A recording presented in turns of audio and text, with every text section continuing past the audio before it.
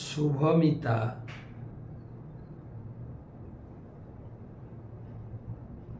পণ্ডা, পশ্চিম মেদিনীপুর থেকে শুভমিতা পণ্ডা। মহারাজ, আমি 10ম শ্রেণীর ছাত্রী। আমাদের বাড়িতে ইস্কনের গীতা আছে। আমাকে গীতা পড়তে খুব ভালো লাগে। একটা প্রশ্ন, ভীষ্ম যদি ভগবান শ্রীকৃষ্ণের ভক্ত হন তাহলে তিনি কেন ভগবানের বিপক্ষে ছিলেন?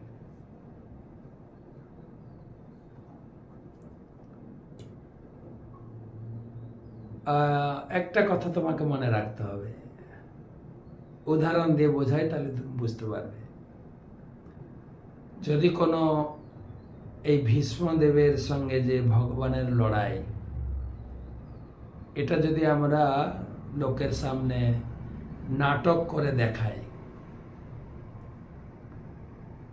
তো আমরা একটা নাটক টিম তৈরি করলাম। এই রথের মেলা চলছে, ভীষ্মদেবের সঙ্গে ভগবানের সংগ্রাম, বা আমরা নাম দিলাম কুরুক্ষেত্রের যুদ্ধ।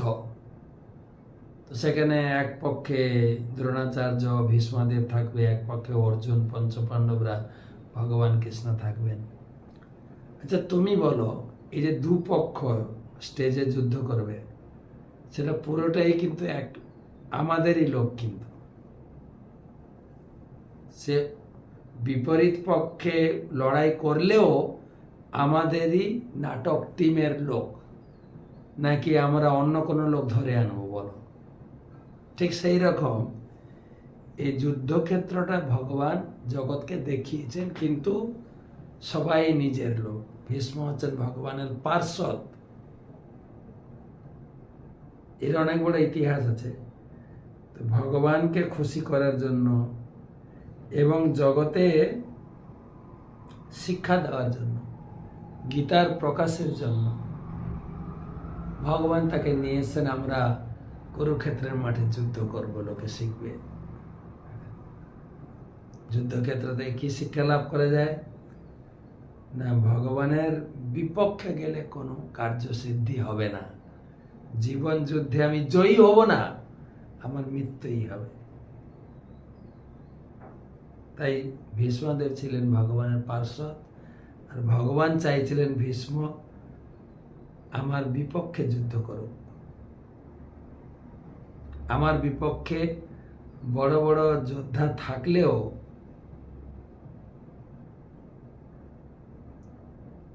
জয় করতে পারবে না জীবনে।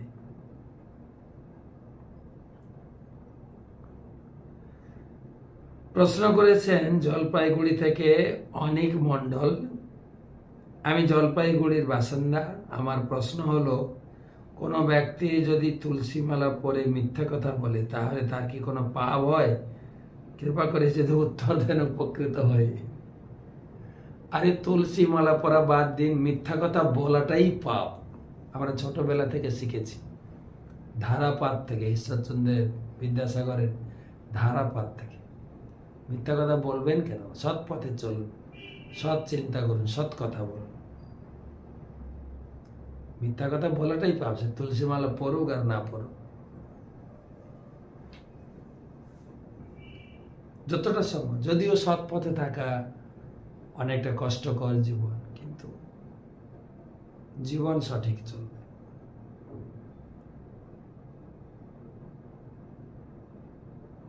তো যে কোনো অবস্থায় মিথ্যা কথা বলা উচিত নয়। কথাকে একটু ঘুরিয়ে আপনি রংচং দিয়ে বলতে পারেন, মিথ্যা কথা বলবেন না।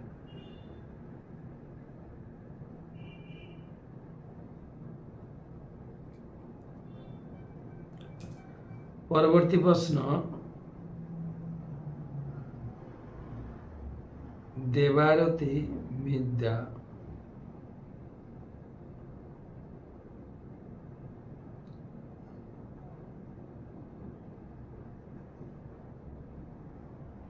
হরে কৃষ্ণ মহারাজ, আপনার রাতুল চরণে ধন্যবাদ, প্রণাম।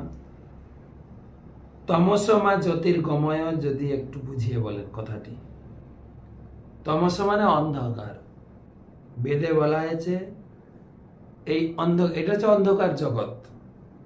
দেখুন, রাত্রে তো পুরো অন্ধকার যদি কারেন্ট না থাকে, আর দিনের বেলা ভগবান উপরে একটা হ্যালোজেন রেখেছেন সূর্য, সেই জন্য আলো, নাহলে পুরো অন্ধকার। এই সূর্য চন্দ্র বা ইলেকট্রিক আলো দিয়ে আলো করতে হয়।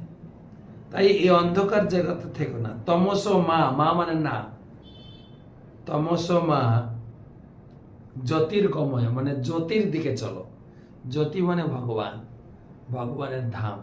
তাই এই জড় জগতে না থেকে এই আনন্দময় জ্যোতি জগৎ ভগবত ধামের দিকে চলো, ভক্তি করো এবং গীতা ভাগবতম পড়ে সেই জগতের সন্ধানে তুমি এগিয়ে চলো।